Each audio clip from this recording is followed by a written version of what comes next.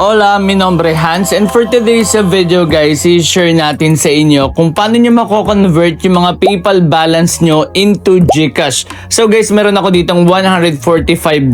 So yan, nakikita nyo guys sa screen. So i-convert ko yan guys at gagawin ko yung GCash at ipapakita natin sa inyo guys yung step-by-step process kung paano nyo to magagawa. But before that, ito pala muna guys yung gusto kong i-explain sa inyo. So kailangan nyo guys manood ng mabuti sa video na ito dahil meron na tayo ulit na hidden word. So hanapin nyo lang yung hidden word. Once na makita nyo yan, ilagay nyo lang yan guys sa ating comment section. Ilagay nyo na rin yung GCash number nyo. Kahit sa reply button na lang yan guys. Tapos kung sino yung mauuna mananalo agad ng 100 pesos. At syempre kung hindi ka man nauna, pwede kang manalo dito guys through raffle. So 2 winners of 100 pesos every day yan. So bali 200 pesos giveaway yan guys. And also meron na rin tayong video doon sa ating isa pang channel which is Racket ni Hans. Kailangan nyo lang guys mag-subscribe, mag-follow sa aking Facebook page and also mag-like sa aking mga videos.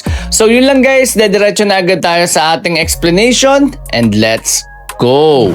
So ngayon guys, ito yung aking PayPal account. Meron ako ditong 8,394. So i-convert natin siya into peso, tas ipupunta natin siya guys into GCash. So first one na gagawin nyo is punta muna kayo dito guys. Ayan, kung mapapansin nyo, ito yung sinend sa akin na $145.50. So ang sabi dito, ayan, check natin. Click natin tong wallet. Okay, check natin tong balance natin dito kung USDT ba siya. So ito guys yung payment. Ayan yung currency. Okay, so bali USDT siya. Andito siya guys sa baba. Bali $145.98. So ang gagawin natin, i-convert natin siya muna into peso. So paano nyo ba gagawin yan? Punta lang kayo guys sa wallet. Ay home lang kayo, home. Tapos click nyo lang yan yung account nyo. Tapos ay naka-blur lang guys for security purposes yung ating name. Tapos message center. Click nyo lang tong ask PayPal assistance. Tapos ang gagawin nyo lang dyan guys is convert o kaya how to convert my USDT to PHP or kahit lagay nyo lang, bala na kayo kung anong ilalagay nyo, mababasa naman yan guys ng AI. So ang gagawin nyo dito guys, click nyo lang tong how do I convert my money to another currency. So click nyo lang yan. Tapos tatanungin lang kayo guys ng password. So ayun guys, nakapag-login na ako dito. So ayan, you're all set. So PayPal assistance. So tapos na rin tayo dun sa password. So ayan, maglo-loading lang siya guys. Okay. So wait lang natin to. Ayan. So how do I convert? Click nyo lang tong wallet guys. Okay. So ayan. Kung ano yung blue, click nyo lang yan. Ayan, wallet. Tapos wait nyo lang. So ang ginawa ko guys, clinic ko tong tatlong horizontal na to.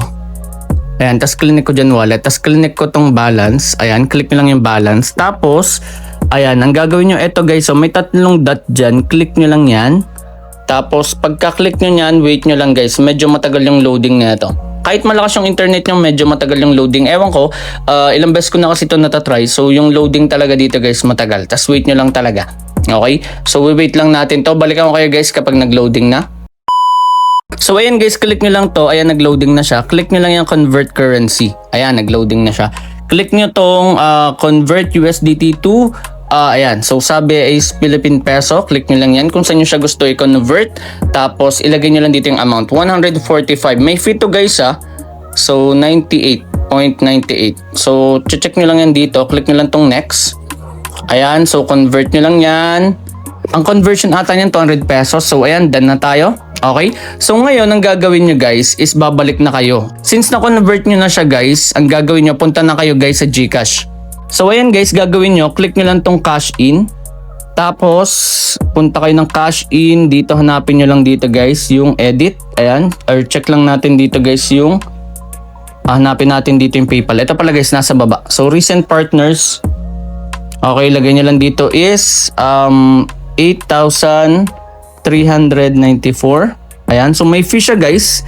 Ayan, ang gagawin nyo lang is gagawin nyo lang siyang 83. Okay, so nag-okay na siya dito. Click nyo lang tong next and then proceed. So pagkapunta nyo nyan guys, nakakonect na kasi yung PayPal ko dyan So okay, ang gagawin nyo lang, ililink nyo lang yung PayPal nyo guys. Okay, so para mag-link, madali lang din. Click nyo lang tong profile sa baba. Okay, so naka-blur lang yung pangalan natin dito. Click nyo lang tong my link account. So sa my link accounts nakalagay dyan PayPal, click nyo lang yan. Ayan, so ang sabi mag-unlink na ako kasi na-link ko na guys eh, okay? So ito na guys yung aking GCash account. So meron na ako ditong 8,311 pesos. So ganun lang ka-basic at sana may natutunan kayo sa video na ito. Maraming salamat guys sa panonood at once again, this is Hans and goodbye.